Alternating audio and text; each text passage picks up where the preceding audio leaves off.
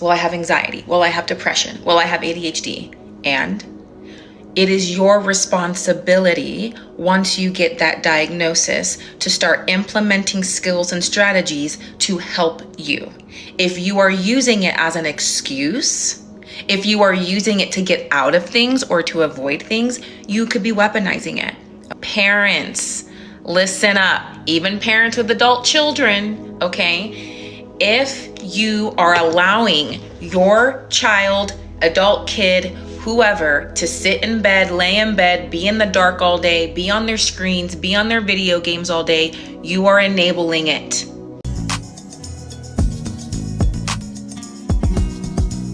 Welcome to the Common Sense Philosophy channel. Today's video, the title is Mental Health Issues or Just Excuses. Mental health issues or just excuses. Oh man, this one right here hits a little different, because if you ever known anybody that's had mental health issues, you have a certain sensitivity for that. And I think in everybody's family, they got one or two people that have those issues. But then you have those people in your family that play on it, that they may do things that you don't like or try to take advantage of people in the family, and they always blame it on their mental health issues. They'll blame it on something that happened 10 years ago, 20 years ago, just decades ago. And they'll say, that's the reason why they're stealing. That's the reason why they're doing this. That's the reason why they're being disrespectful to grandma. This is the reason, this is the reason, this is the reason. So I've definitely seen both sides of this. It's always hard because you want to confront them about it. But if you confront them, everybody's going to say, hey, even if they think you're right, hey, you know, they got a problem. You know, I remember the older people used to say back in the day, they'd be like, you know, they touched in the head. They touched in the head. Just let them be.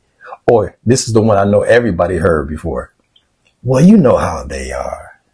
Well, you know how they are. Just let it be. It's okay. My grandma used to let us say, for peace sake, just let it go. Just let it go. Let God deal with it. And I was like, why are we putting all this on God? I'm right here. I can get this one. I think I can take this one.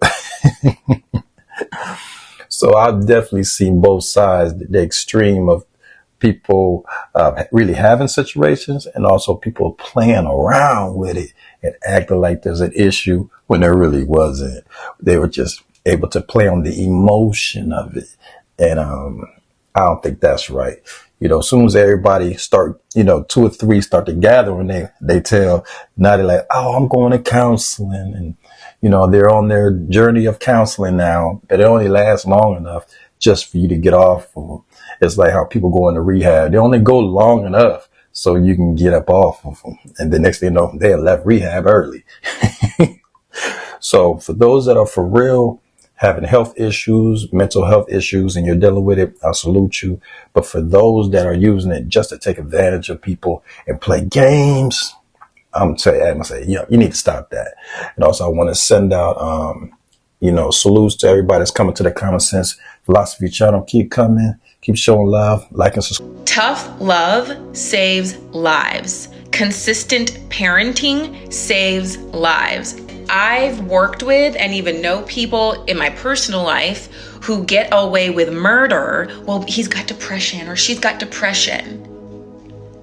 So if you love these people, drag them outside, hold them accountable. A lot of parents that are walking on eggshells around their children, their teens, and their adult kids. Happening, I also hear this too. Well, I'm a highly sensitive person. I'm an empath. It is your job to take care of your well-being. It is not other people's job. I'm seeing a lot of times people are going out into the world and they are essentially trying to control the world around them, control people around them in order to help their mental health. We want external people to support us, but you're not even supporting yourself. You want people to help you with your depression or your anxiety or your ADHD or your XYZ, but you're not even doing it for yourself. These behaviors, these diagnoses often get weaponized. Why are we weaponizing it, right? What are we trying to avoid? Video where this woman talks about how her neglecting to take her meds led to a 4-month-long manic episode, which resulted in her husband wanting a divorce. And this isn't like a unique experience. This isn't like the first time I've seen a post about how somebody is taking accountability for the fact that them neglecting their mental health does have an impact, a negative impact on the people around them and on their relationships. And in the caption, she was like, I'm so sorry, I should have never stopped taking my meds. I understand that this is just a result of me not, taking care of myself.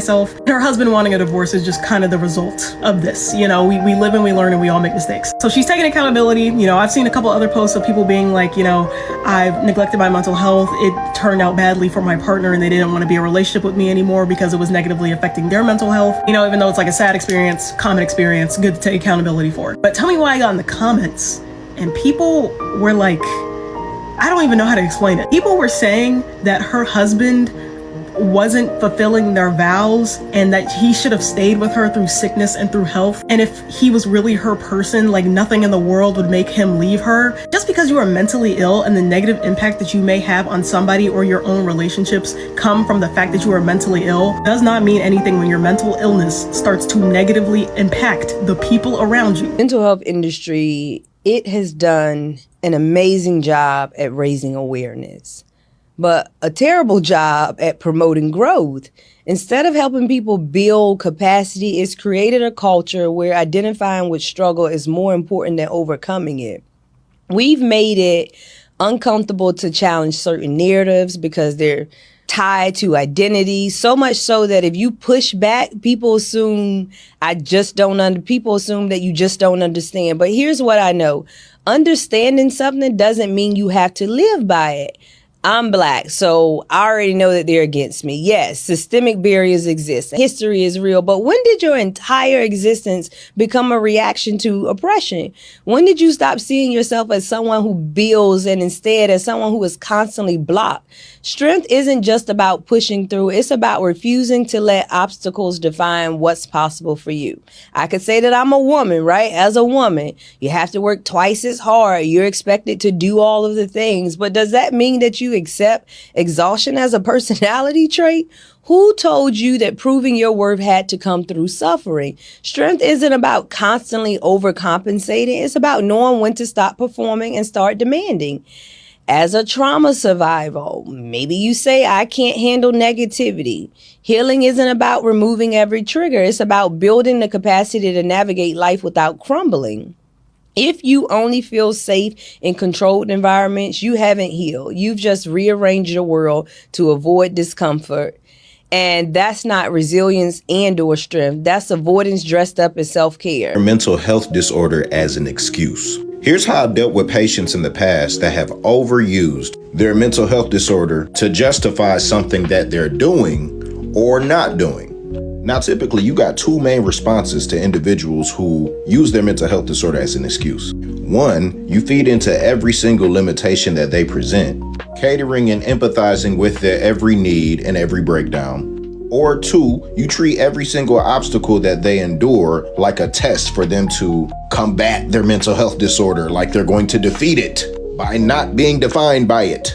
Two extremes that seldom do any good for the person struggling with the disorder in the first place, or you, the person that's trying to help them, because you're not in both cases. Let's say, for example, a patient is trying to get out of group and they say, well, I don't want to be around a bunch of patients because I'm borderline and I don't want to have an outburst. Number one, they've just identified themselves with their mental health disorder, which is pretty common to do here in America because we say, I'm depressed, I'm bipolar, I'm schizophrenic. And because we treat these as identifying characteristics, attaching them to I am, it makes it hard to not 100% identify with every definition of that disorder, seeing yourself as separate from that and walking with this or struggling with this disorder. So what do I say to a person that says that to me? You're around like-minded people that are struggling as well. But we're coming to this group so that we can improve and learn how to cope, no matter what disorder you're dealing with. Just come for 10 minutes and you'll see what I'm talking about. I didn't invalidate their disorder, nor did I coddle them. And I didn't give them the room or the belief that they can keep using their mental health disorder as an excuse. I hate me and be debating with me after this one, but I'm tired of y'all playing with mental health and using that as an excuse, but then be the same people complaining about your lack of community and the lack of people showing up for you.